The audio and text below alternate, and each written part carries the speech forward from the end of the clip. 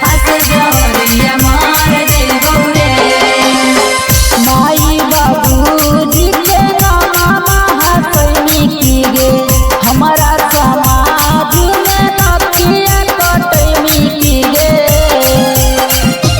हे गे माई बाबूजी के नामा हसैनी की गे हमारा समाज में नथिया कटैनी की। अबे छौरी कुछ कहबो चंदन के बता के। अरे जादे मई सोचे रे राजा दिमागवा में घुसा के। रहे के है तो साथ छौड़ा ले चल रे भागा के। अरे भर दे हमर मंगिया कोनो मंदिरिया में ले जाके। रहे के है तो साथ छौड़ा ले चल रे भागा के। प्रेजेंटेड बाय कलश रिकॉर्डिंग स्टूडियो चेवाड़ा।